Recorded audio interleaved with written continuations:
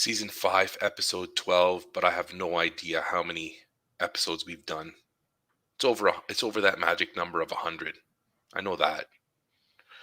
That's all I can say. Starbucks. Oh, Starbucks is one of the sponsors for our podcast today, correct? Starbucks coffee. Yep. Okay, also They haven't given us anything. But they are sponsoring. Well, FC Gaming is one of Yep. our sponsors today. I got this shirt from them. So it's, what do they say at the end of those talk shows? Wardrobe provided by so Mm-hmm. such and such. Shid's wardrobe provided by FC Gaming today. Clough's pen is provided by who? I can't read it. Pilot. Pilot. The Thank you, Pilot. Precise V5 RT. It's an excellent pen. I need to stay hydrated, so Gatorade is also sponsoring this episode. And I gotta have my phone with me, so Apple hydration. Yeah, hydration actually reminds me a lot of this Purell. Nice. Yeah, the Purell Advanced I love it. with aloe and Advanced Spring Breeze. Smells like a spring breeze in a drunken bar. There's so much alcohol in this. It's super sharp. Whoa. It burnt the back of my eyeballs. I just sanitized my retinas just by putting it that close to my face. Oh, dude. That's awesome. Yep. That is. Hey, by Almers, the glue that keeps people together. Washable glue. Yeah, I'm going to just start throwing down. Decoded Elmer's? VTech, baby. This phone is brought to you by VTech. Nice, VTech. It's a good phone, too. They are. They hurt you. Mine hurts my ears, though. It's funny. The actual spot where my ear... You're like just searching for something else. That this episode of Decoded Podcast is brought to you by... Indigo, baby. Indigo kids. Nice. Go get your books. Get your books for Christmas. It's misspelled, though. Christmas. That's bad punctuation. Well, they don't care. It's part of their shtick. They don't care about words. Indigo does not care about words. Man. You got to get into the Junior Jays Club, sponsored Junior Jays. Nice. Didn't you age out? How are you a Junior J? It's not like for 13-year-olds or something. Their system's not very sophisticated, so every year I just stay 13. And then I've heard of that syndrome. How dare they? Child. They can't say anything because I'm an Arab. And we can grow beards at the age of 12 or 13. So when I walk in and I'm like, here's my easy. That is don't easy me. Come that's on. Non-Arab specific. That is non-Arab specific. I had a buddy, Brent, who we actually called Beard because in grade 8, he actually had a beard, a full beard. So we were at the beach one time and somebody actually said, your dad looks really young. It was in grade 9. I looked at him like, dude, you're like, grade 9, you got a beard. They can't say anything. And I'm only speaking for my own people. And this is the best. You don't put your name on the card either, kids. Okay? If they force you at that moment, sure. But I just screen capped that barcode and number since it's not. So I'm now officially a Junior Jays as well. I know, eh? Except you're white, so you can't have a beard at 13. I did not. But you can't because you're white. Man, Brent was white. Brent still is white. Are you sure he's white? He is. Okay. He is. He was British. He was British. He's not. He is British. He is British. That's awesome. British German, I think. Oh, actually. Nice. Yeah, British German. Dude, last night I made chicken shawarma at home. Long time coming. Long time coming. Well, no, only because of the way. I mean, there's the food and then there's the story. So I'm hoping that because I know I would love to hear it again because you had mentioned your path to actually making this at home is awesome. It's awesome. There's not much to say except for the fact I've totally loaded that up. All of our listeners are like, "Oh my gosh, we're going to get an origin story. Yeah. We're going to get an origin story for shawarma." No biggie, bro. I just my wife has found at the grocery store a great shawarma marinade, and I had some wicked chicken breasts, and I was just like, it's hilarious too because both of my kids, because Fridays are usually a couple of things. Number one, Friday, my youngest usually has hockey, so I don't know. Takeout and hockey sometimes don't always mix, so no hockey yesterday, and no takeout, because we had these gorgeous chicken breasts sitting in the fridge waiting for me to cook. So I say to both the boys, we're having shawarma tonight. And their mouths start watering and they're like plotting what they're going to get from the shawarma store. And I'm like, no, no, no, no. I'm making it. They're like, what? Like totally disgusted, eh? What do you mean? I'm like, we've got the chicken breast, we've got the marinade, we've got the veggies, we've got the wraps. It's all good. My oldest goes, but I don't want chicken. I want beef. And I'm like, well, you're not getting beef tonight. You're getting chicken. And then I text my wife and I'm like, I'm making. Sorry, I had a moment. I just had a moment of flashing back to like your own mom and Oh, the food and that moment where the kids go from what's from dinner and they try and pivot it and then the slippers flying at them from the mom, like, get out of the kitchen, be happy that I'm making this for you, right? Like, I almost feel like you were partially triggered in that direction. Like you're making this thing, your kids say, that's cool, but can I have this version of it? You're like, get out of the kitchen. You'll eat what you get. you're not completely off there, but Yeah, this is my Polish experience as well, bro. This is my Polish experience as well. You got to keep if when I really have an affirmed sense of be happy you're being fed and being fed well. Like that's my memory. And it was more of a wooden spoon. It wasn't a oh, slipper. It was like this old wooden spoon that could just never be cleaned properly. That was the weapon of choice. And it would just 100%. be sometimes it wouldn't even be brandished. I would just see the hand start to move like towards the drawer. I'm like, oh damn, Bob's just going for the wooden spoon. Pavlov's dogs, right? Like That's what it was. we I'm know, running. we've been And as conditioned. I'm running, I'm like, thank you. I'll be back. Thank you. Like I'm just out of the room. So, let's see if I can find it. So I text my wife and I'm like, we're having shawarma tonight. And I'm like, I'm cooking it. And then she says, so I tell her this. I say to her, where will I find the shawarma spice with the other spices? Because I'm a dumb husband. She says, yes. I say, thanks. I'm quoting her here. I cannot believe you have the energy to cook on a Friday night. I want nothing to do with that, chids! Exclamation mark! Exclamation mark! So even my wife is like, "You're nuts! What are you doing cooking on a Friday night?" Anyway, long story short, um, I made it. Everybody liked it. This morning, I was chatting with Joe Marquez out in California, and I was talking about the chicken shawarma. So guess what I had for breakfast when I got home from my walk? Chicken shawarma, baby. Ramona says on Twitter she's with us. She's with me. Hockey and homemade shawarma, and she's laughing. She's laughing at us. We also got Buenos Dias from What? Carlos Roque. I got nothing from Carlos. I think it was just because I threw him the love first, and I'm hoping Oh, he he's hasn't getting a responded. whole. Okay. It was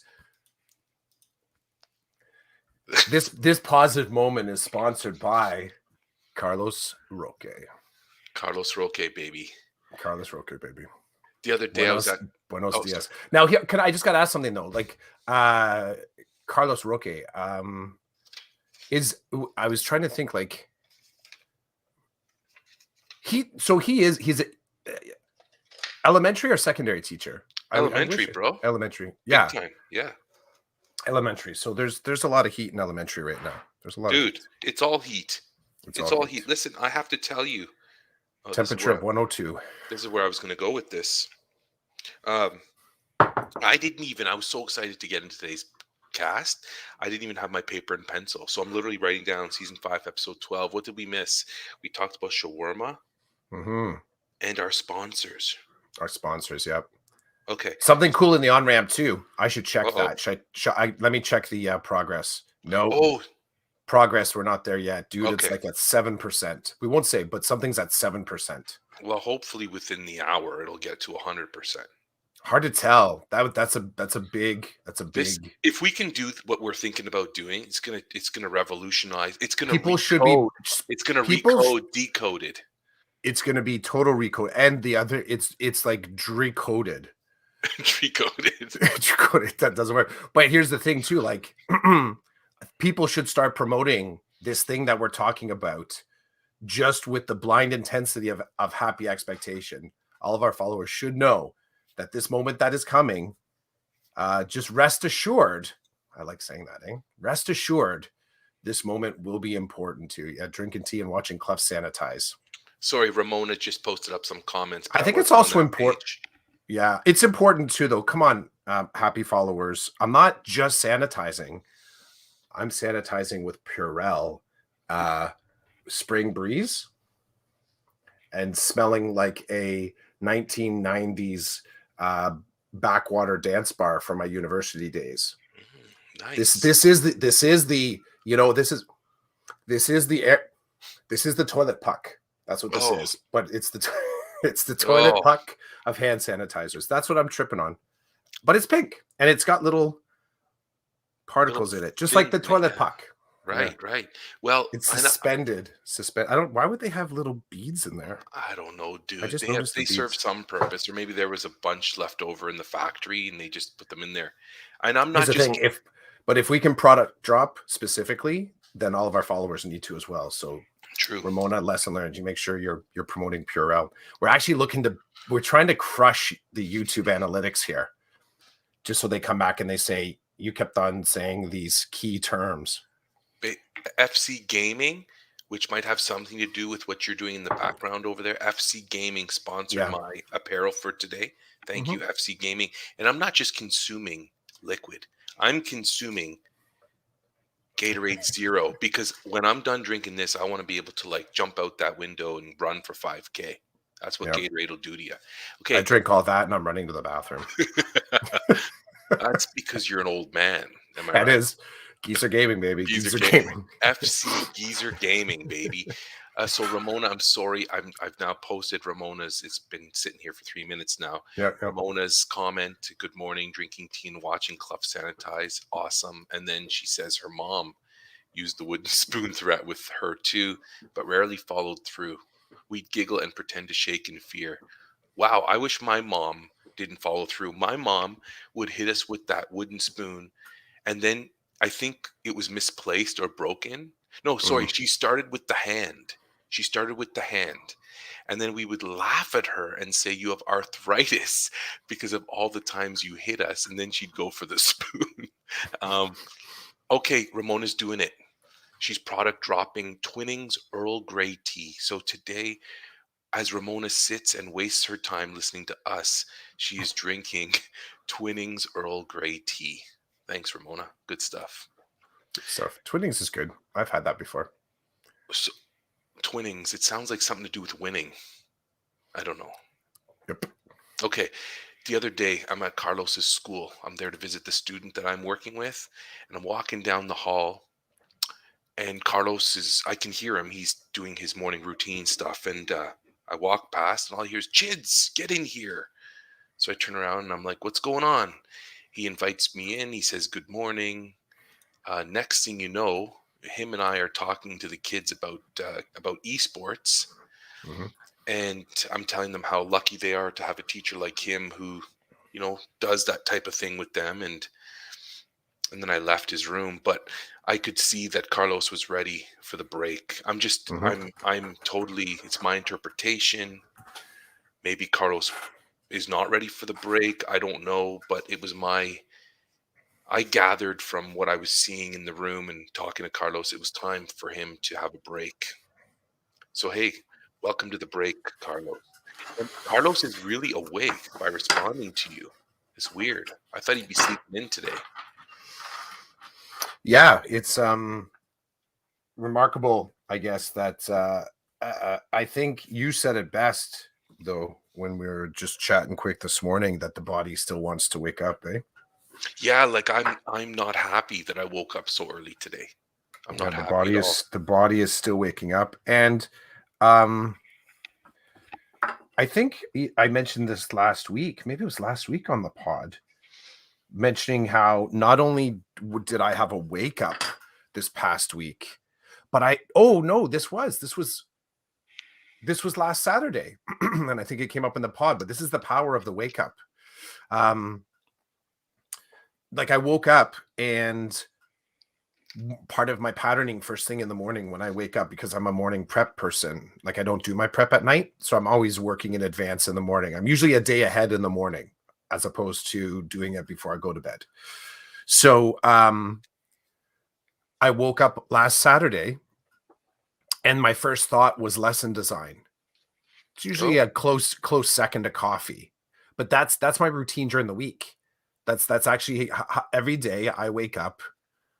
My first thought is how how quickly can I get that first coffee? Like, sometimes I even go to sleep thinking about my first coffee. mhm. By the way, my coffee this morning is the mug is brought to you by Starbucks, but the coffee is brought to you by Second Cup and the brewer's Keurig. So it's a curious kind of conflation of multi-marketed sponsorship. Amazing. Now, But while oh, sorry, just not no. Sorry, I crashed you that. Just but I woke up last Saturday thinking about lesson design. So it wasn't, and that was a little unnerving, because generally speaking, on the weekends, my unconscious mind doesn't do that to me on Saturday and Sunday. Like, it doesn't trigger towards lesson design on Saturday and Sunday. It triggers towards generally going out for a walk, like just getting out and moving a little bit, or like this morning, just going and doing like some meditation stuff and thinking. Like, that's what my first thoughts are on Saturday and Sunday. And it's just so ingrained in the routine that that switch flips on the weekend. I'm still up early, but I wake up with a different purpose right away. And I think it's just because of repetition that I've made that happen. So when you mentioned this morning about waking up and, kind of feeling maybe that was the routine from the week, just kind of getting you up and moving, I'm imagining that a lot of our Aunt Ed brothers and sisters this morning are in the WTF moment. They kind of went to bed last night thinking, yeah, even if everyone's got stuff to do, I got that. But I'm kind of thinking everybody had a small moment of like, just kind of breathe it out, and then they're friggin' up at 5 a.m. this morning. Now, I know for me, my brain doesn't go back to that deep REM sleep cycle after that. My brain starts to grab reality and it doesn't let go. It doesn't hang on to the sleepy comfort of that warm and cozy moment just before opening your eyeballs. I can literally feel my consciousness ripping my body out of that cocoon of sleepiness. Like, I can feel it, and it's just like it's a one-way train. I'm up and I go, mechanical. So not being ever a sleep in person, when my eyes open, I go. I hope nobody had that happen today to them, but you're an example of somebody that did. So I'm very sorry for you. But I'm feeling good about my reflective practice. It's brought to you by Starbucks and Second Cup and Keurig. thank you very much for sharing. Mhm. When I woke up this morning, my brain was trying to trick me, knowing it was the break. It was already listing the amazing things I can get done over the next 2 weeks. Then I told my brain to take a hike. That that list is simply a list. Um, I might try to pick one or two things off of it to do, and then other than that, I'm not doing anything except playing Fortnite, podcasting. If you're free, I mean, it kind of sucks that next Saturday it's Christmas. So, I mean, I'd still like to cast. Like, No, I'm down. I'd still like to cast. I think I could carve out an hour in the morning where I know what it's going to look like. We're going to wake up early because the kids are going to be itching to get down there under the tree. And then what happens is we rip everything apart. We cook breakfast, we eat, and then everybody goes to their own corner kind of thing to just chill. Yep. So I don't know. I'd like to cast if it's possible. That'd be awesome, a Christmas cast. But we'll see. Ramona says one time, Ramona's going, we're taking Ramona back to the wooden spoon. What, right? Because it's like it would Oh, not only decoded, this whole thing's messed up, but one time her mom followed through by hitting her with the spoon. It was a really old wooden spoon, and she broke it on Ramona.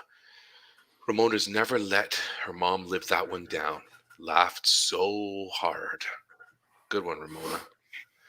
Isn't it awesome that the three of us have have these wonderful memories of our mothers chasing us around, hitting us with a wooden spoon. This is grandma. Mine's grandma. Oh, sorry, Yeah. mine's my bio mom. Yeah. She would run around trying to hit me with a I will spoon. say this is also, yeah, it's funny. It's how we sort of make traumatic moments into comedy. There's also a memory that I have of playing out in the backyard. I think I mentioned to you back in the day how my grandfather used to make his own hooch on the side patio. He would just have these big blue barrels of raspberries piled up in this large, it was probably like an oil container, but he somehow got it from somewhere and he just left it in the sun and made his raspberry brandy out of it. Mm, Did I ever tell you that story? no, but it sounds Okay, quite you interesting. could, it's, yeah. So did I ever tell you the story about, I'm like 3 or 4 years old and I got drunk on that and I had to be taken to emergency? What? Okay, so that's another Christmas story. So I know where I got to go next. But the actual story I want to tell is about my grandmother, where I was spending time with her in the summer, and on that side patio, I was always fascinated by the blue barrels. And I'd smell them like it smelled fruity, right? Like raspberries. My grandfather would pick these things from the backyard and just leave it out there to ferment in the sun. Like I don't think this is the proper way to make wine, but it was his Polish way to make brandy. Mm, Yeah, and the science is lost on me. I just know that he made it. So I'd play out on that side patio because that's also, there were like a lot of bugs. Of course, there's a lot of bugs. I mean, it was bugs and wasps flying around this thing. So I'd be out there playing, and I fell on the concrete, smashed my face, and started to get like, I didn't break my nose, but it was all swollen. So I think in the same toolkit that you keep uh the beating spoon, so these are repurposed kitchen items, like life skills repurposed kitchen items. There was also the healing knife, mm, and the healing knife, which I didn't have any concept of the healing knife, would be put into the freezer and then applied flatwise as like a cold compress against bruises or things that are swelling. Now, I didn't see any of the fact, like I found it afterwards, that this knife, it was in this particular moment, from my background, it was our Polish equivalent of putting the ice cold bag of peas or the steak mm, on the bruised eye. But mm. this is a great big kind of butcher's knife. So I'm still suffering from smashing my face on the ground. And my grandmother, my babcia, walks up with this knife in her hand and she's putting it towards my face. To which I'm like screaming, like, babcia, don't cut my nose off. It's fine. It's fine. It's fine. I'm good. I'm good. Right. So yeah, that's a memory. That's a memory. And so I think like that the repurposed kitchen tools kind of moment, imagining that a lot of people kind of, there's also, it's not just kitchen tools. I mean, there was also the stop swearing bar of soap. So again, I think it was just another compartment in that parenting toolkit. Yeah, the soap snack bar that you just like stop with the swear words, Chris. So getting hit with a spoon, my nose cut off, and a bar of Ivory soap shoved in my face. That's what made me the man I am today. Thank you. Um, Have you ever thought about writing all this down and contacting Codebreaker? Maybe they'll publish your book. Or the pirates. Who are the pirates? What are they called? T Tlap. T-Lap. Yeah. Sounds like a good. It sounds like you go down that road. Mm-hmm. I'd stick with Codebreaker because it's Canadian. I get it. I'll put some notes down. Okay. I'll put some notes down. I got some ideas for a title. Kuros also has a publishing arm to his shenanigans. I'm gonna call Mm-hmm. them shenanigans. Makes me happy. I like that word. Just That is like a good. Cole Sater. Well, I no. Colbacetter. Yeah, you last week talking about copacetic, and then me doing the etymology search of that word and finding a potential origin, a Hebrew word which might be called besetter. Yeah, which meant, what did it mean? All Everything good. in balance, Yeah, everything all everything good, good. Yeah. everything okay. Yeah, copacetter. Copacetic. Where have we arrived? Where have we arrived?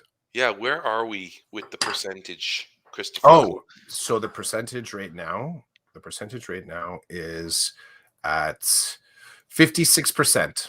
Oh my god, what's going on over there? Lots of updates. And But see, do but you now, okay, so 9:35, I know you know what's going on. You know what's going on. 9:35, the house is waking up, right? Oh, so the So streaming is going hard over there. Is that what's yeah, happening?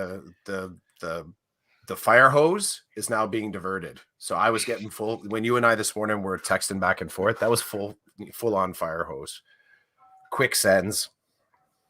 So, okay, I wanted to go to can we talk about me playing Fortnite with your son and how funny Yes. that situation was to me, at Yep. least for now? Okay. Yep. Ramona, you're gonna like this. We also have another listener. It might be Carlos, but I don't know because Carlos likes to tease me. He likes to talk about podcast episodes after they've happened, and I have no clue what he's talking about. Because here we're just living our lives, right? It's Hmm. nobody's indexing what we're talking about. There's no transcription service. It's WYSIWYG. What you see is what you get. So, have you ever heard that At before, first, WYSIWYG? I did, but at first I Oh, thought you're making up another old timey word, and I no, was no, like, no. no, was that's a coding term, right? Yeah. So the other day, uh, the other day, I get on the computer and I just want to play some Fortnite. I just want to play some video games. So I go into my Fortnite and I'm getting ready to play, and I hear your son. And he's like, "Hey, dude, how are you?" He didn't call me dude, but he's like, "Hey, how are you?" I'm like, "I'm good, I'm good." Um, So this is on the chat. This is on the chat. no, this is like, no, not the chat. I Not the can chat. hear This him. is because we're connected via like party. Like there's the permissions there. Like that's the same We're thing. Like friends on yeah, we're Fortnite. friends. Yeah, So friends when on I Fortnite. log in, I can see who else is logged in, and I can communicate with them. They can communicate with me. So I see your handle, and I'm like, okay, somebody at Clough's house is logged in, and it's your son. And because I'm not sure sometimes. I guess 98% of the time, unscheduled, it is your kids. When you and I Hmm. schedule it, whatever, right? But anyway, so your son starts talking to me, and this is everything here is normal. Like that he talks to me, and I tell you that I'm talking to him. It's like all it's just what it is. So I'm like, "You wanna play around? I'm here for a round. You wanna play around?" He's like, "Yeah, yeah, let's play." So I pick up my phone and I text you. I'm like, "Clough, I'm playing Fortnite with your kid." And then I start questioning your son. I don't think he knows what I'm doing. He just thinks I'm being friendly, but I'm like, "Hey, where's your dad?" He's like, "Oh, my parents are out. They're running errands." To which the next logical question is, are you supposed to be playing Fortnite? And so I'm texting you and you're writing back. You're like, oh yeah, it's fine. He's whatever. We're out doing whatever. And he's like, oh yeah, yeah, I can play Fortnite. I'm like, and then you texted me and you asked me to ask him about his chores. So I'm like, are all your chores done? And he's like, yeah, everything's good. I'm like, and I said the ultimate dad thing. Are you sure? Like if everything you just told me is not accurate, now is the time. Like I'm giving you opportunities to say, I'm going to log out. I should go and do whatever. So I'm providing opportunity after opportunity. And I don't believe he's getting what I'm putting down. He's like, let's go. The map's open. And he's telling me, and your kid. So if I could try to paint a picture of Chris's son, he is the nicest kid I've met in a long time. Like there's something about him that's just he's jovial. Hmm. He's just living he's living in the present moment He all is the time. lots of joy there. Lots of joy. So he's not getting what I'm putting down. Like I'm thinking, do I just tell him, hey, listen, I just texted your dad. If you don't have your stuff done, you're probably gonna pay for it. Like I'm not going there, right? And he's like, come over here, we can get you the new Spider-Man stuff. And I'm like, so we're playing, okay? Now this is fun, the funny part for me. So we're playing a game where you have to try to last until the end, which means you have to eliminate other players. So we're in this area and he's trying to show me these things and and every time he gets a new weapon, he's like, "Here, take it. You use it." And I'm like, "Dude, aren't you?" He's like, "No, just take it." Like he's always very giving and everything. So then like, I don't know, 3 or 4 people roll up on me and they're like trying to take me out. And I'm sitting over here trying to survive and he's his jovial self. He's like, "Hold on, I'll come help." He steps in and demolishes these 3 characters, 3 or 4 characters. and then he throws me some like health. He's like, "Here, fix yourself." Some minis. Yeah, he's always throwing down minis. So, and you have to remember, I guess people aren't going to really understand because they would need to hear your son talk. If they heard him talk, he just comes over, he annihilates like a veteran of this game. He annihilates three characters without even blinking an eye and says, "Here, take this, fix yourself." I'm like, "How did you just do that? You literally came out of nowhere, took out three players, give me some health, and then go back to doing what it is that you were doing." This is the type of kid he is. And I love playing with him because he's fierce. He will not talk fierce. He plays No. fierce, but he talks as though, "Hey, you want some candy? I got some Yeah. candy here. Have some candy, Roland." So anyway, we play the round and he's like itching. I'm like, "I gotta go, dude. Like a middle-aged guy, I got things to do around the house. I just wanted to get a fix." I got my fix. And I think we made it second. We came in second. We almost won the whole game. And he didn't even he's just being himself. You know, when Hmm. you and I play, I kind of get intense, right? Like I'm like, Yeah, we do. I'm not going to speak for you, but I'm like in it to win it, and he's not like that. So I'm 70%. 70%. thank you, Apple, for supplying this phone so I could text Chris. So Chris, you were out with your wife living your life, and I'm playing Fortnite with your kid, and I'm like giving him every opportunity to leave the game, to go do whatever it is that you've probably asked him to do, which I believe he's done. But you know, kids, sometimes Hmm. they don't get to it right away, or they tell you it's done because they're gonna do it, but they haven't done it. Yep. And you No, that call was it a good. co-parenting. I laugh. I don't Yeah. consider it that, but you're like, "Hey, thanks for parenting my You kid." know what it That was also great. is, and this is something. It's funny. So I think what this brings to mind also is the idea of intergenerational friendships. So, like, there are people in my world where I can see when my kids talk about these adults, they don't see them. The fact that they're an adult is just one of their intersections. They also think of them as friends. Sometimes they think of them as, kind of family. They see them for who they are. Like they can identify some of their habits or their traits or their sort of like their character qualities. It's the fact that you play the fact that you play um the fact that you play Fortnite, with my kids is not a there's nothing out of the ordinary about that. It's something that is an extension of yours and my relationship, but it also brings to mind just kind of like the importance and the value of having that net of individuals that are involved with your family.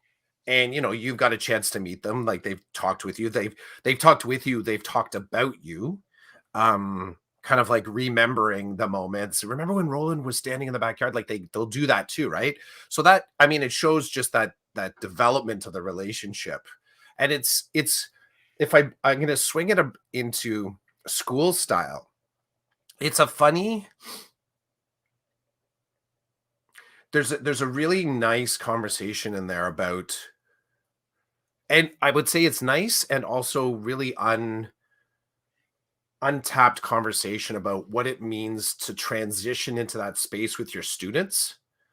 Like there's a lot of kind of baggage that comes into play when we talk about befriending our students. There's a lot, and it's a hard conversation to have. I can remember way back in the day. I've mentioned this dude before, and big hat tip to him, a guy that's a, a mentor of mine. His name's Andy McClure, and he was the head of art at this school again, which seems to be my Saturday my Saturday sweatshirt, this Williams. So that was where I was for the first 11 years of my career. So Andy's the type of person. Andy, it's funny. I'd say Andy in some ways is like a grown-up version of Jake. Like there's crossover there. So imagine an adult that has that same sort of giving nature. The guy is easily a philosopher. He's a spiritualist. He's an artist. A really cool individual to learn from. And at one of the heads meetings, he said we were talking about the school climate data that all the heads were having a look at. And somewhere in the conversation, I don't remember the transition, he mentioned, why is it that we have such difficulty telling our students we love them? And he introduced this really like kind of bug bomb moment because everyone in the room is just like, like it got itchy sweater fast, right? But he kind of landed in a space that even if you don't want to have that type of relationship with your students, he reminded us that it would be good to have the fluency to be able to talk about that. So you can choose not to sort of like engage in that type of relationship. But the other part to it, I think, was he said, but if we did choose, what's our path to talking about those relationships? And I think in some ways, he was talking about what you just mentioned that I said to you, the co parenting. But I think it's also a way to, there's an access point there to talk about our relationships with our students in a different way, which is always good. Um, and I think it also allows the expression to sort of explore the expression of our actual emotional connection with the humans around us in the school, which sometimes can be, um, without choice, stifled. Like to actually feel positive, kind of positively effective and close relations with people around you, I think you need to be able to explore that emotional side. You have to be able to explore elements of that intimacy.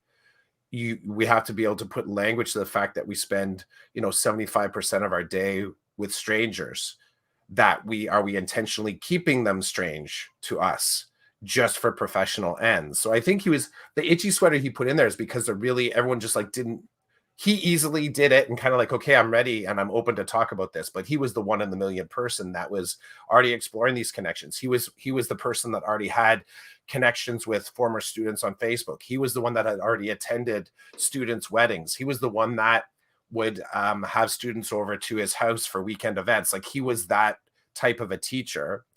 He was in some ways also, and at the same time, he was also the type of teacher that we were warned as professionals not to become. And so in a long way around here, what I love is cracking open this whole conversation about intergenerational friendships. Um, I deeply appreciate the fact that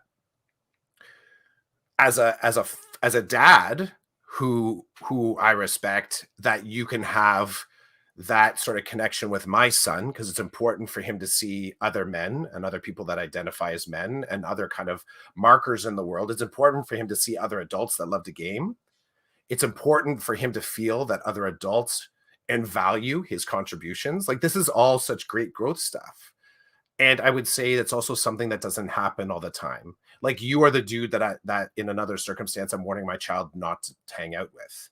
And just to sort of be in that space and play with the dissonance is really, really important because um, I'm always trying to build in my kids both the, if you don't like what's going on, leave. If the person actually reaches out in a certain way, you know where to bite them, kick them, scratch them. And if you need help, you know who to go ask for. But I never want them to sort of out of hand decide that they shouldn't approach someone. So it's working in that gray zone between the two so that they can make good choices. And I have no doubt that um, Jake, Jake would pursue you to play because that is in his character. Like he pursues people that make him sort of feel good and people that he knows Karen and I have made a connection with. Like he does see that. He recognizes that the people that we include in our world are also people that are included in their world. That's also an interesting kind of dynamic in our family that for the most part, anyone that's ever come into our house has started a relationship with our children in some way. It was never sort of like we send the kids just to the basement without interacting in some way. They get a piece. So I deeply appreciate it. I deeply appreciate it.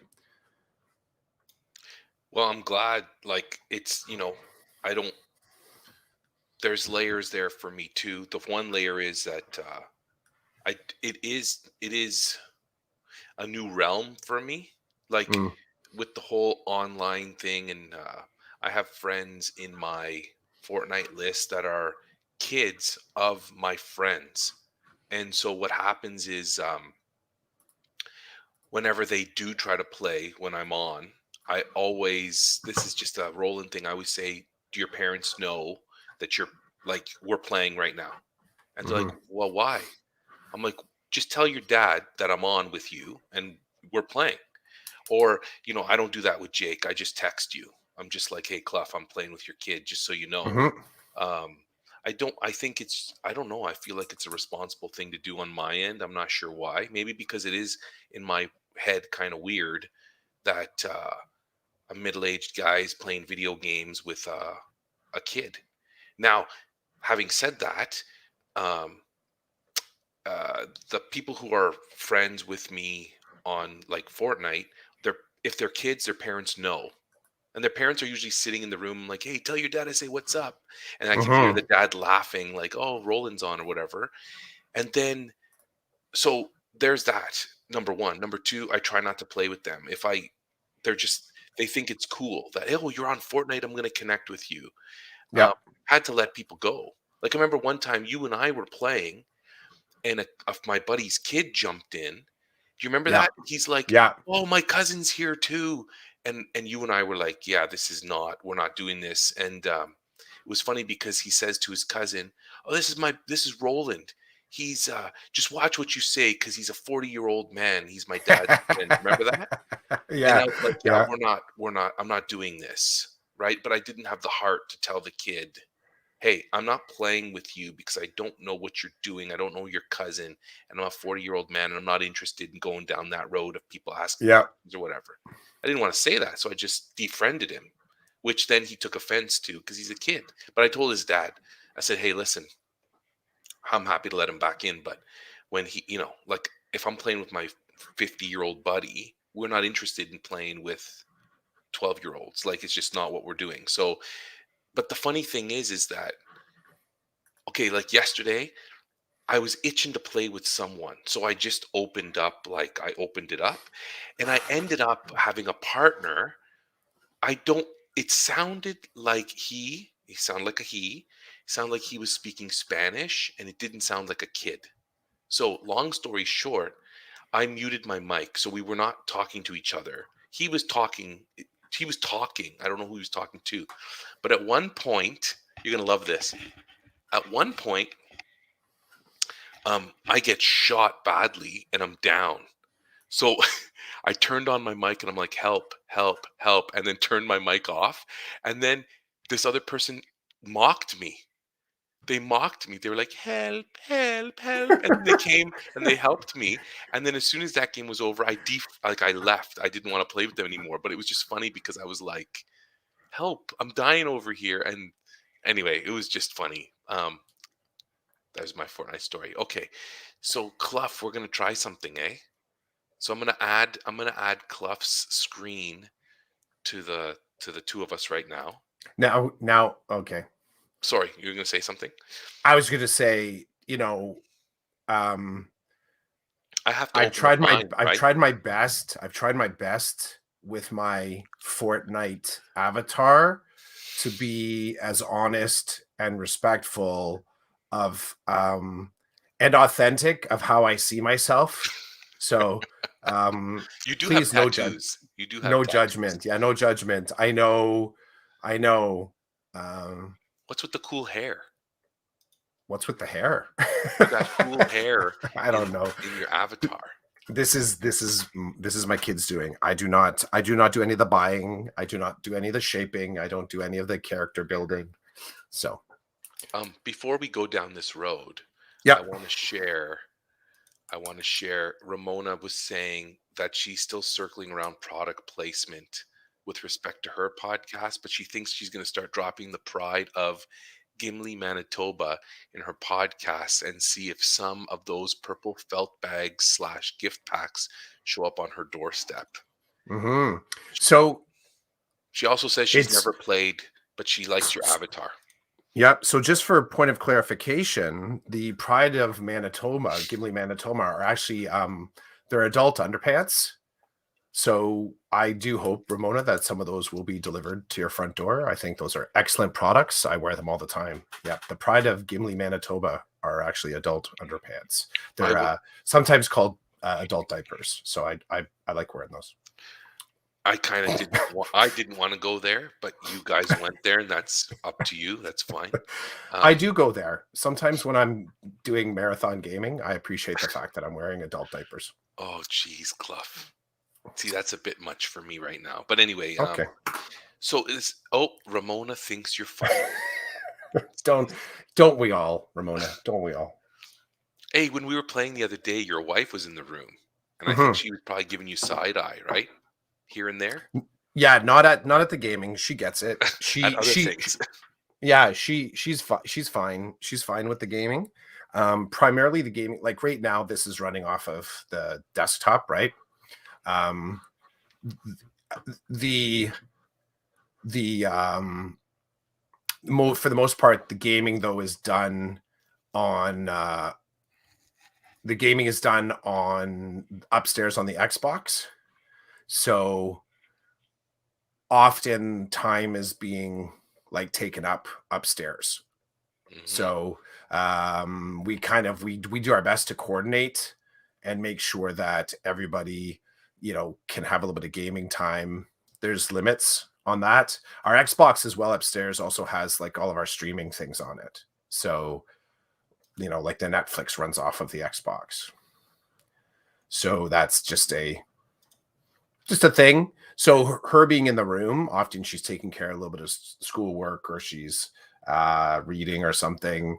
But she I think she kind of appreciates the game and she sort of is interested in the storylines and such. And but she's never gone the route of wanting to play. Mm. So that's okay though. It reminds me of back in the day. I'd go visit my cousins who were all older than me, and they would play Super Mario. Remember Super Mario Brothers on Nintendo? I do. And one day, my aunt came into the room to give us heck for something we were doing, and she looked at the game. She's like, "This looks interesting," and Mhm. my cousin was like, "Here, mom, play." And it was hilarious watching her try to play. Every time she jumped, she'd do one of these. She'd like lift her legs Yes. up to try to get the carrot. Like it was interesting. So when you talk about Karen, maybe one day, I don't know, grabbing a controller and trying it, I unfortunately, sadly, I stereotype Karen as one that would do something like that as she's in trying to in play. in some games, but the other thing is I mean, for her it is Mario Kart. So we in the Oh, house, okay. that is on our list. Generally on holidays we'll do a Mario Kart tournament. So that is something, and we'll bring my kids do have a Switch. It's we have a like an older kind of TV in the basement, so they have the Switch set up down there. So we'll bring it upstairs and put it on the sort of the family TV Hmm. and have a tournament there, and she does enjoy Mario Kart. That's her jam. That's the one that she's always enjoyed playing.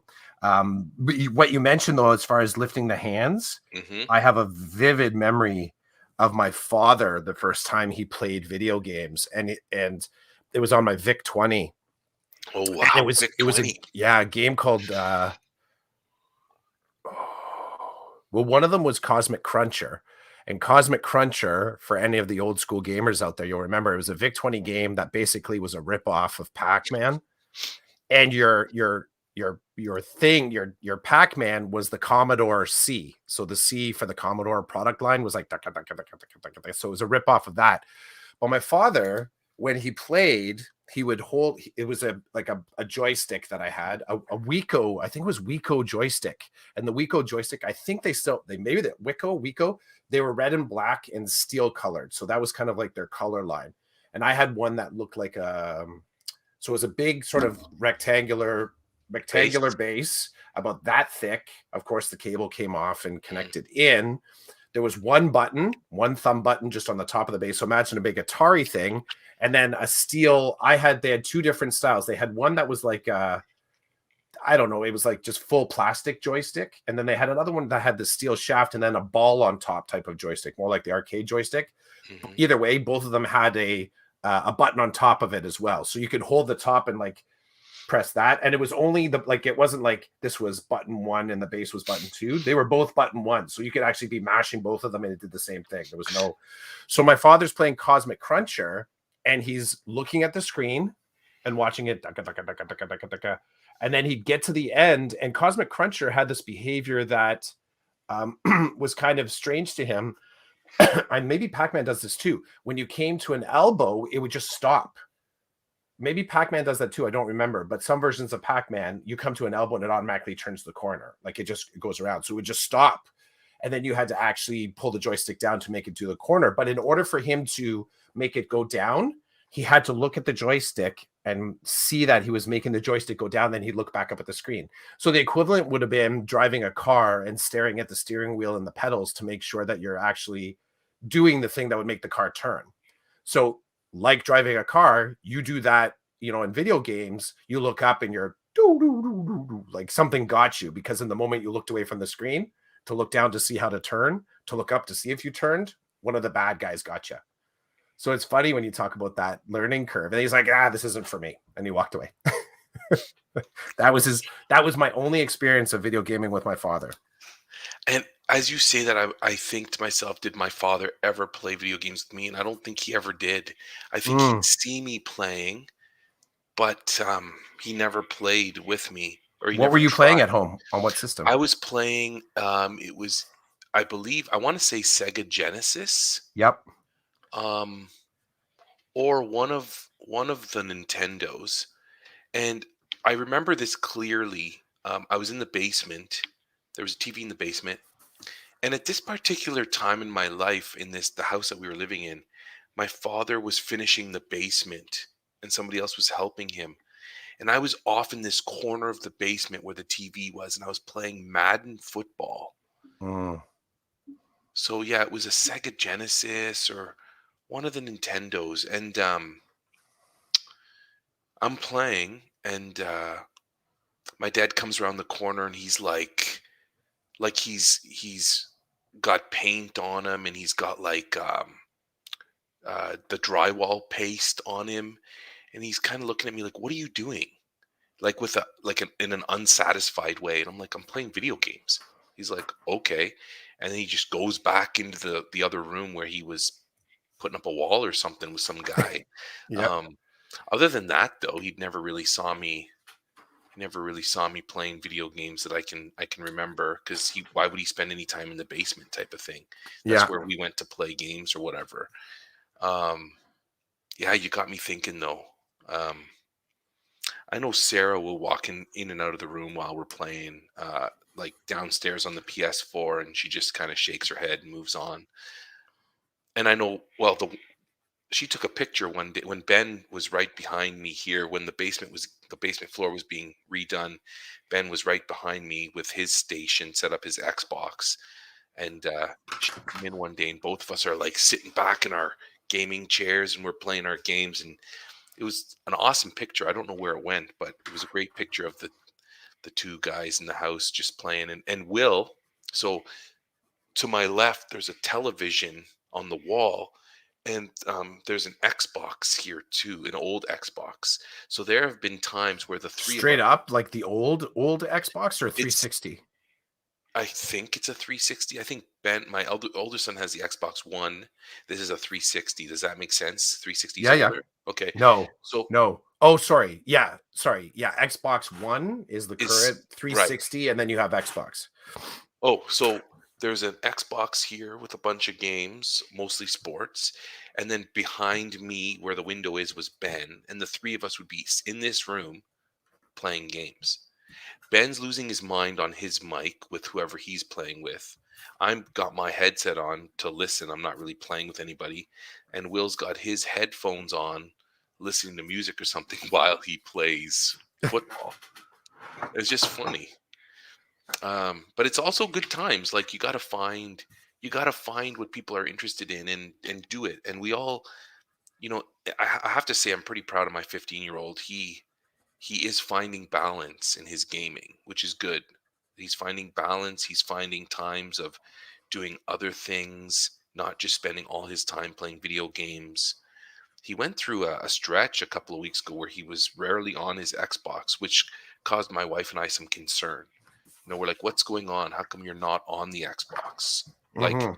are there social issues? What's happening? And he just say, well, I don't feel like playing a certain game, or I need a break from certain people. And we're like, okay. That's a We, healthy response.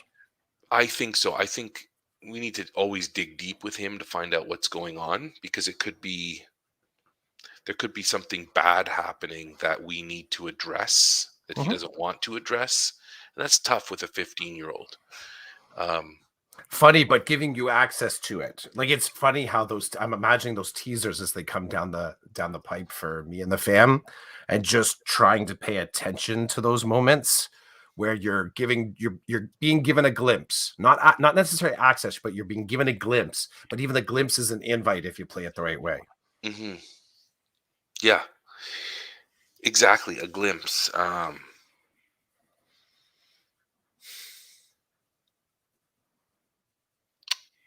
Yeah, it's good. It can be good times, right? When things are rolling and there's balance and there are other things happening. Like, he plays hockey. He's hopefully going to be skiing soon. There's balance. We sometimes he doesn't like the balance, right? But I tell him, no, you need it. Everybody needs balance. That's my kind of philosophy.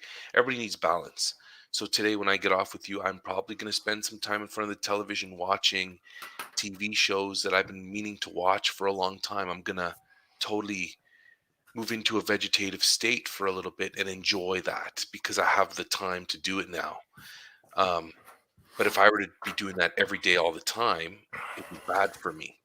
And he's kids like to just inhale everything at once, Mhm. Like, moderation is doesn't work for everybody. It doesn't work for Gary V. Gary Vaynerchuk, who is a popular YouTuber, businessman. He's been attacked by his followers for not being balanced, and his response is balance doesn't work for me. I need to. This is how I live my life. It's my life to live. I'm unbalanced.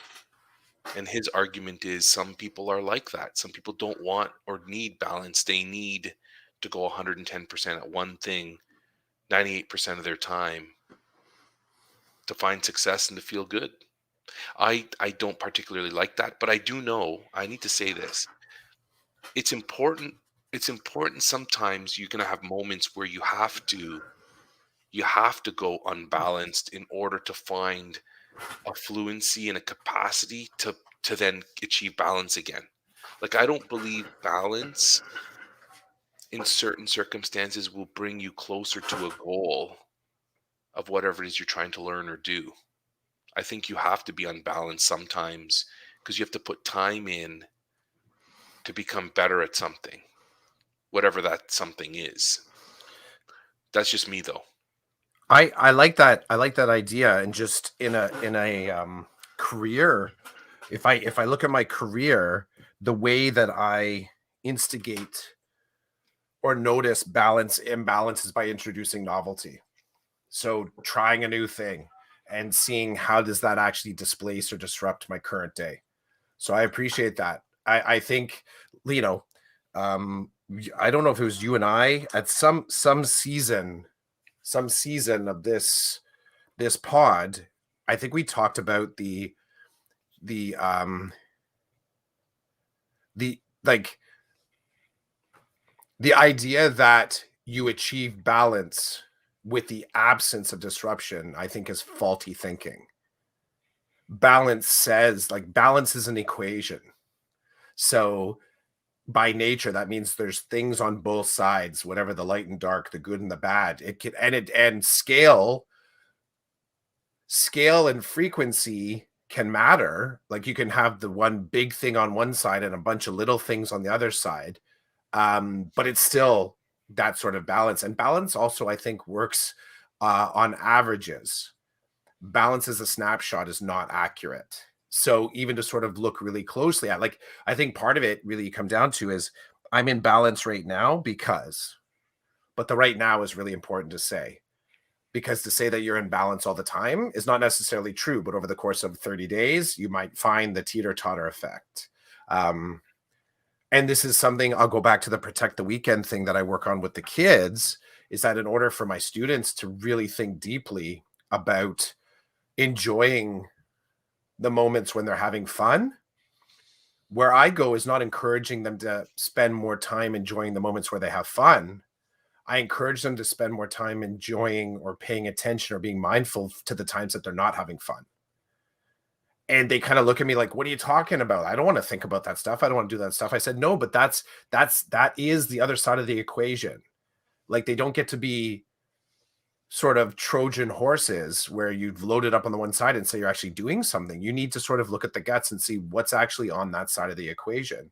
And then we try and measure it out each day so that in order to sort of discover balance, you're doing a little bit of work and a little bit of fun. And that's protecting the weekend. It's making sure that you have access to both the work and the fun each day of your life. And the Gary Vee, I mean, I've kind of gone hot and cold on Gary Vee, but one of the things I will say about him is that he he shares his world without the expectation of you living in it. Like, that's really his thing. He shares the things that he's going on and never tells you have to exist in this world with him. Yet he'll have people pushing back, telling him that he could be making the wrong decisions, or it's too much, or like, why do you swear so much? Like, all this kind of stuff that just is what kind of comes down to sort of tone and lifestyle policing, which I think is the wrong way to go. If you choose to listen to this guy, recognize you choose to listen to this guy. So, and the great thing is you can choose to listen and just take little bits of it. Maybe you like how he's doing, his wine company. Maybe you like his media company. Maybe you like just the fact he swears all the time in front of people that you would never swear in front of. But that's the great thing about sort of looking at his stuff. I've listened to it too. And the mistake I almost made was like, oh, that's too much. Don't tell me to do that, Gary. Well, he's not. He's just he understands mass marketing. He understands using social media. He understands business according to the businesses he's running. And there's people that are putting that out there. So, but the balance, I think, is the work in balance. I find for myself and working with students, they don't need help including fun things in their world or the distraction stuff. Where I find my students need help is being able to sort of appreciate their own agency and work through the tough stuff. Right. Can I ask you a quick one? Just because, sorry, and I just want to get it in, and then you go where you're going to respond. I was thinking a lot yesterday about the leaving of the school for the holiday, and I was thinking about what the elements of sort of walking out of the school yesterday. I was thinking about it because I actually had a meeting with the board psychologist right at the end of the day to work on a plan of care for a student. And this meeting was important. I was deeply appreciative that I got 30 minutes, 35 minutes talking with this incredible person that has a deep experience and an amazing empathy for like just a helper, and sending the on the fly invite. Hey, I can't talk during the day. Are you down with talking at 3:15? And right away an email pops up. It's like, yeah, I'm down. Let's do this. And even going further, them saying, I'll sign off on the paperwork that we're talking about. I'll get it done right now, just so it's a little bit, you have one less thing to sort of work on when we come back in January, because that's when we're going to have one more meeting and put this plan of care into action for a kid. So I didn't walk out of my classroom until about 3:45, 10 to 4. Now our day ends at 3:05. So I walk out the door and the halls are empty. Like, there's nobody around, nobody. And as I'm walking out the door, I have this kind of feeling like I missed an opportunity to sort of check in with people. I did with my own peeps. I did with the CYW that was working with me. The moment before I took the meeting, I kind of looked out the door and I saw a couple students that was like, hey, have a great holiday. I'm looking forward to see when I was interacting in all the ways that we do. And then I closed the door. I take the Microsoft Teams meeting. But it got me just thinking about, I'm thinking about out there to our colleagues out there, like what was the necessary criteria that you needed before you walked out? Here's the underpinnings of this. There were elements of it that felt like March way back in the day, walking out before a holiday, and we might not be walking back in. There were elements of seasonality because I'm like 2 years now in at this school, so my relationships are deeper. There were elements of the depth of the work that I'm doing that I would dare to be productive at 3:15 on the last day before everyone is leaving for the break, that I would actually take 40 minutes more to sort of do some work for a kid. there was a lot of stuff cracking off in my head. And then, of course, the can't wait to get home and hang, with the family. That was feeding into it as well. Like just that silver bullet of the train. Like I got to get home, get in my commute, get home, get in the commute, get home. So it felt complicated. It felt refreshing, complicated. It's slightly emotional. I did feel some regret that I didn't make more time to say, have a fantastic holiday, get festive somehow. I did manage to connect with a few people down in the main office, which I realized as I was doing it was important to me. Actually didn't realize that that was as important to me as I wanted to. And I actually saw one kid out in the parking lot walking with their parent, who I've never met their parent, but I know the kid. And the kid's like, "Hey, Clough, have a fantastic holiday. By the way, this is my mom." And Mm. and I was like, "Hey, so and so's mom. Nice to see you." And then I got in my car and I drove home. So I'm wondering about what was your experience of leaving like. That's the heart of this. Your sense of leaving this year, my feeling is like it's very different than in the past, or maybe it has some similar feels in the role that you're filling. But I was curious about that for you, like what that sort of felt like as you were sort of closing up shop for 2 weeks. It's funny that you mentioned this because obviously I'm not connected to one school. So um I don't have a particular place to close up shop at. To So like leave from, like you don't right. have the space to leave from. I have okay, so it's funny, I have a couple of spaces, but they're not really. So at the board office, I have a space, but I don't use it because it's one space for two people. And me and my teaching partner agreed in a weird kind of way that we weren't going to use it because we didn't think it was cool that there was one spot for two people. Um, It's not cool. well, It's not cool. whatever. I mean, they're the people who set it up that way can obviously justify why they did that, right? So to some Mhm. people, it makes sense. To us, we're not interested, so we kind of say we just won't use that space. Um, so there's that space. I don't really use that space, and I don't spend a lot of time at the board office. And then I have a space at Saint Don Bosco, the alternative education site, which is strangely enough, it's in the building right next to the board office. And I have a desk there, and I have a space that's dedicated to me. They've given it to me. They said this is your space. I was there. I was there Monday morning, I think, and so Monday morning, I went in to start off my morning by doing some computer work, paperwork, and talk to some of my colleagues that work out of there. So I took full advantage on Monday of saying, we had our Christmas party on Tuesday after school, but I said to them, "Hey, okay, I'm probably not coming back here this week, so I hope to see you at the Christmas party tomorrow. If I do, great, and if I don't, have a Merry Christmas." And I cheated. I shut down early out of that space on Monday, and then I. It's almost like the universe. It helped conspire for me to shut down before Christmas break. I was back at my old elementary school on Thursday morning. So on Thursday morning, um, I had an appointment to meet with my my former principal. I still call him my principal, even though he's not my direct supervisor. My principal wanted to talk to me about a referral he's making from his school to re-engagement, and I will be the re-engagement teacher to work with him. So um, I said, I said, okay. He said, you need to help me with the referral. I said, no problem. He said, okay, when do you want to? You come anytime you want this week, and I'll make time. I'm like, okay. So I looked at my calendar. I'm like, Thursday.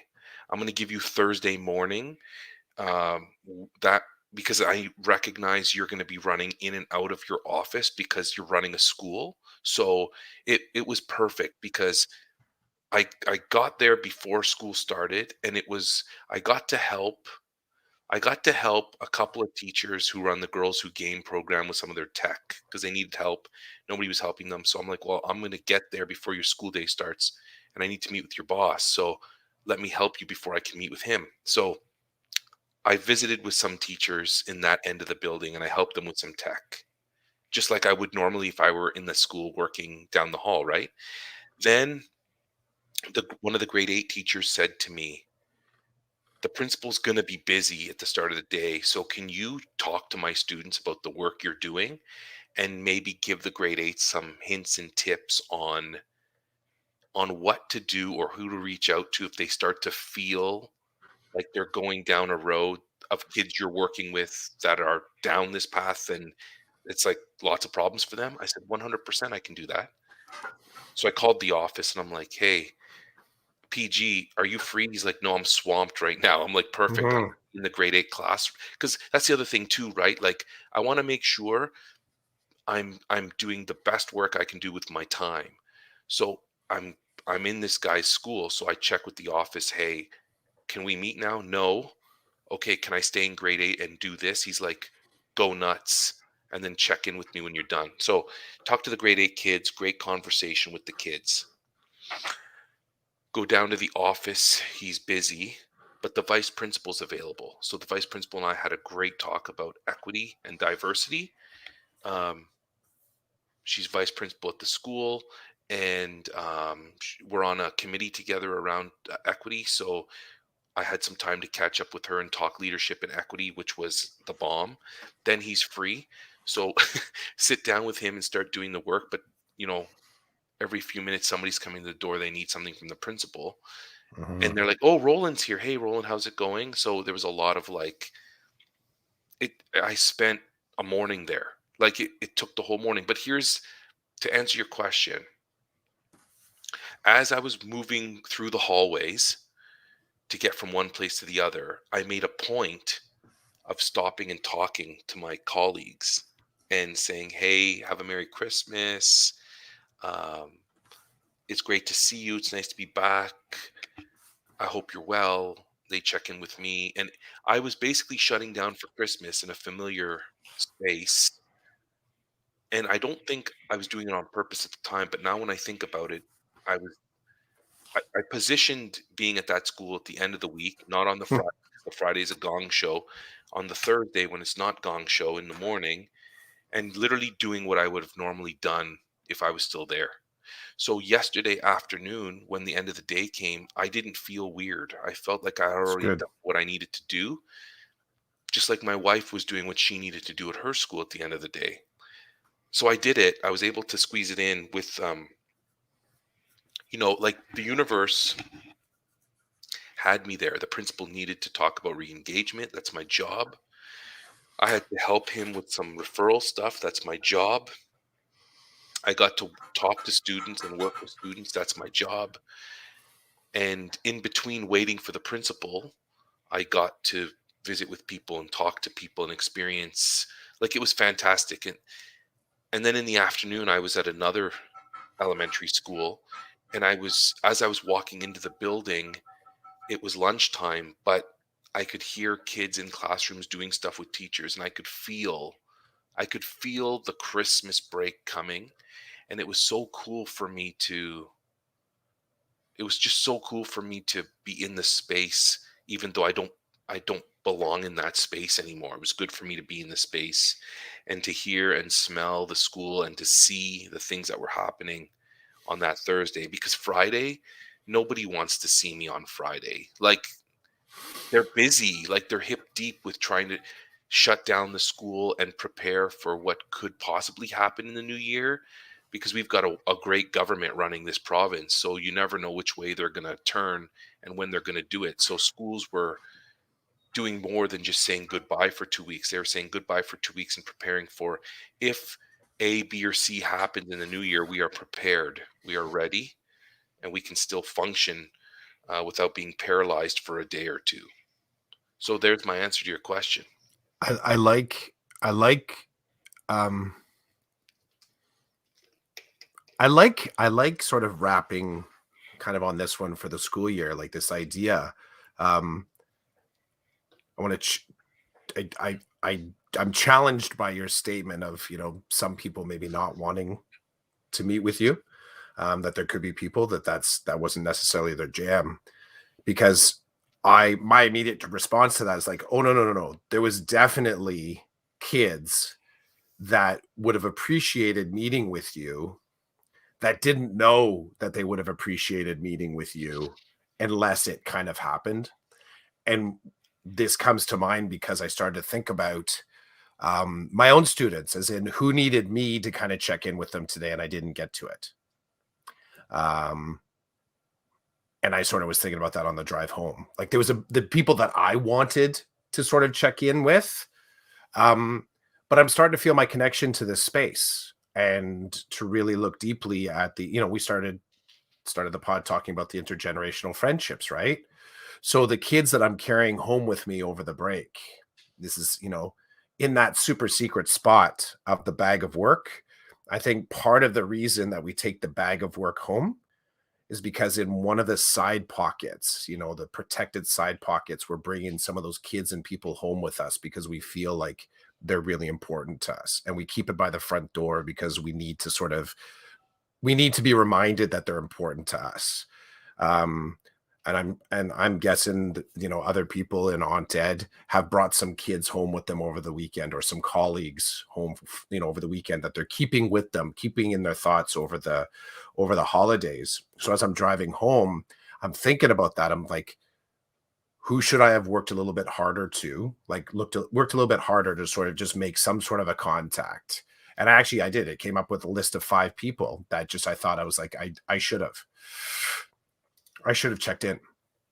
I should have checked in. I should have figured out a way to put that back in. So those are four kids and one adult that I carried home in my bag of work. They're in that padded, protected kind of space. So it's a backpack, but we talked about that before, the bag of work, and why we keep it, why we do it. I think one of the compassionate compartments in that bag of work are the people that we want to continue thinking about, and the people that we want to keep working with, and the people we want to keep connecting with. And I'll go back to David McAdam, one of my mentors, asking me, how do you know when your team's ready for you to leave? It's amazing how often this conversation pops up. But sort of moving away from school for the next 2 weeks, were there people that were not ready for me to sort of be a part from their process? So yeah. So as we getting closer to shutting this down, Ramona Hmm. says that at the end of her day, her shutdown, she was making sure kids had everything. Did the wave goodbye to the buses? Yeah, I remember that. Everybody would come out and wave. Happens at Hmm. Christmas, March break, and the last day of school. Usually, in my experience as an elementary school teacher, finished up, got principal to sign OT referral, then fax it out. So it's in process. Oh, yeah, people like you are killing me, eh? Because my team was getting referrals right up until the end of the week because people are getting it off their plate, right? Like I've been waiting to make this referral to re-engagement, and it's one of these where it's like, because I had a couple of team meetings with my partners, and it's you literally ding ding, you look at your phone, oh, we got another referral. And the good thing about that is my principal told us this week. We had a meeting with my principal this week, and she said, Monday, she said, any referrals we get this week, you're just going to leave them alone. Okay. Like, leave them. They're not going anywhere. We can't do anything with them this week. So don't. My principal's great. She's like, just relax. But we're getting them, and we're like, oh, ah, and then we're getting hit hard, right? Anyway, so but anyway, Ramona's dumping this stuff off her desk, getting things in process. Then also walked out. It was ghost town at 3:45. Now, and I appreciate this. So Ramona apologizes, sorry, Roland, no prep this week. I get it done when I get it done, and I hear you. Hmm. You do what you need to do. I'm just saying on my end, it's like, oh, and I told my teaching partners, I'm like, we're gonna get hit hard this week. They're just gonna hit us because they, like you, Ramona, they got other things going on, right? They gotta move, they gotta shake, and they're like, We're out of here on Friday. I don't want to touch this over the break. Click, send that referral to re-engagement. But hey, you know what? It sets me up great for the new year. I know that when I go back to work, I'm going to have the three of us are going to have referrals to look over and start Mhm. picking at. So I get it. It's a thing. Ramona, you and I do stuff in our programs that make life hard for other people. Um, I think I think though, Ramona, you're doing the work, I'm doing the work to sort of have an understanding that we do get the work done when we can in the time that we have it with the resources that are at hand. And sometimes it's funny, sometimes the open spot just to get this done is the last 45 minutes before you leave on a Friday. This is the way. This is the way. Um, but there are other people that are going to receive that. They're going to be like, but you work it, right? You work it. And I think I mentioned a little bit this to you yesterday, Chids, just the fact that the board psychologist was willing to take a meeting with me at 3:15 on a Friday.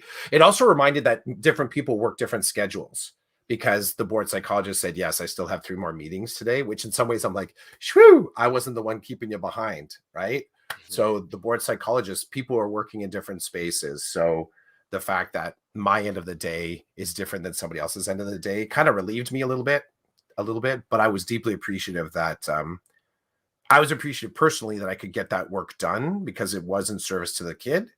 Mhm. And appreciative that the board psych, like the lead, would take the time to talk to me. And I would also say they probably wouldn't necessarily have done that. But I've been making sure that I'm building relationships in spaces so that um, sometimes I get work from them and Mhm. sometimes I give them work. That's part of our relationship. That and cracking a lot of jokes. Oh, and I've sent a coffee card as well. So I'm making sure that I'm nurturing this relationship in ways that are personal and professional. So Oh, you've got shit. I want to call it a thermometer, but it's not, right? yep, it is. Oh, that's my ESL kicking in. Thermometer. And what does it read? 38.0 degrees. Yep. That's normal temp, right? Mm-mm. That's just creeping into the fever zone. What's the fever zone? I think for some people, for an oral thermometer, I think it's like 37.9. Oh shit. Okay, I don't know. I don't know. Yeah. I should So know. I was a dad of 2 kids. you know what though? We're out of the zone. I'm not doing that every morning or like at the quick. Yeah. So yeah, thermometer, a little bit of Aunt Ed temp. This is just a hashtag. Don't worry.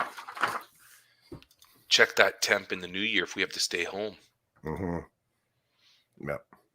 We will Okay, bro. Hey, it was great talking to you. I don't know for what sure. next weekend is gonna be like. I think Mm-hmm. I need to have to talk to the family and say, hey, listen, I know it's Christmas morning. I want to cast. Is it possible? And if so, what time is it possible? Just so. Maybe we're doing a break of dawn kind of cast. Oh, that won't work here. I'll tell you why. Oh, where My you're. kids are up. They are up and waiting for my Mm. Sarah and I to like crack one eye open. And the minute we do that, they're like, get out of bed. So if I'm in here casting, that door is gonna keep cracking open. They're Swe- like, is mom awake yeah, yet? It's yeah, not gonna work for me. yeah. So You remember back in the days? I don't know if this is you, but we had several times where Kara and I are still asleep, and you sort of just open your eyes, and you open your eyes to this. Are you awake? Are you awake? And they're like right up in your face. They're standing there, and you just open. You're like, yeah, and they're like, yeah, and they go running out of the room. You're like, okay, time to get up. we actually set a time. Like we tell them you are not waking us up before this time. Well, Uh, see, we but said that too. But they wouldn't wake us up. I know they'd just be in They your just stand there staring at us, and I can't tell you how many times I would be woken up because my spouse would be like, woo! because she opens her eyes and the kids are right there staring at her, right? So, That happened to us last week. It was like mhm. one evening, and Sarah and I were both done. So we went to bed, and I think one of them was right up in her face around 11 p.m. And for some reason, she opened her eyes and she shrieked. And then I woke up and I look over, and my oldest is there. And she's like, "What are you doing?" And he's like, "I just needed to talk to you about something." She's like, "It's 11 o'clock." Uh, Ramona, you too, if you're Ramona out there says, still. "Stay healthy and safe. Have a wonderful holiday." Same to you, Ramona. Same to you, Mhm. Clough. Same to all Thank you. our millions and millions of Carlos, listeners. Carlos out there, Carlos, bro. C Hope you're Rock. doing well.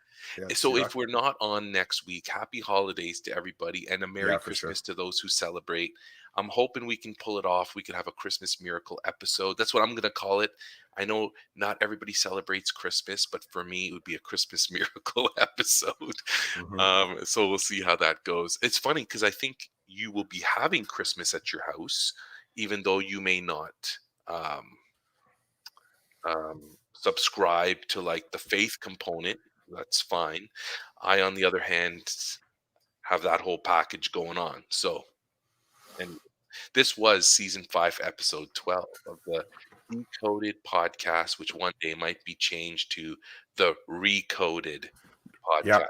We'll have to wait and see. Dree coded. Dree something. Recoded. Dree Okay, coded. peace, bro. Peace, man. Take care.